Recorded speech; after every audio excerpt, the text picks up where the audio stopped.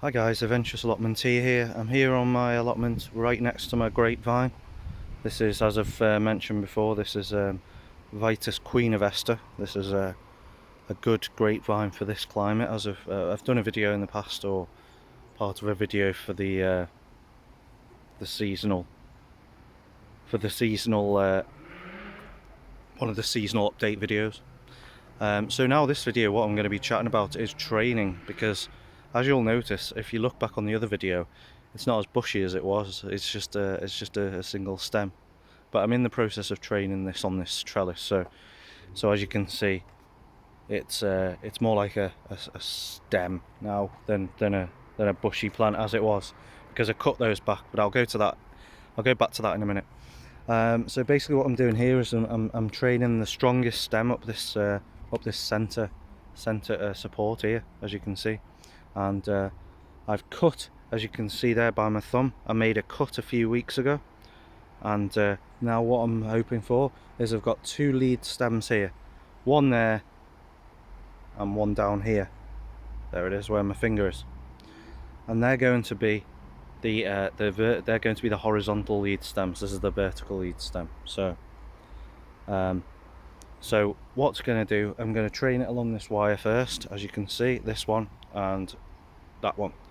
So this one, this top new stem that's come out of this point here, I'm going to train this way along this wire here. So it will go down there, and then this one under here, which you can see there, that's going to come up and go along this wire. And so therefore I'm going to make next year, it won't be this year because it's a bit late now, this will take, you know, some time, but next year I'm going to train two along this horizontally, and they will be my main stems. Then from there on after, what will happen is that I will get spurs along the stems here like that, and they will produce all my grapes. And what happens is it sort of it puts all the energy into producing fruit rather than leaves. So what happened, and why I've cut this down here, is you'll notice I've made cuts here. And the reason I've made cuts is so I can put all the energy into growing this vertical stem and eventually the horizontal stems. And I'll do that each year. But what you don't want to do, what I didn't do and what I don't recommend you do, is when you've got vertical stems, you need to leave at least two sets of leaves on, because they still need to photosynthesize.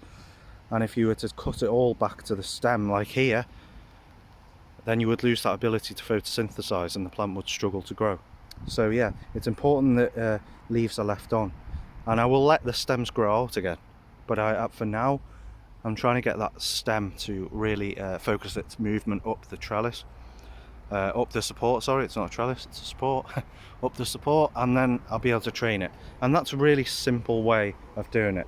So I'll train it here along these stems, and although there's not much I can tell you now because it's not far in its like progression in terms of like being trained, next year I will come back and I will talk about the horizontal training. I will show you the horizontal trained stems in more detail. But other than that, this is how you vertically train a stem, at least up to this point.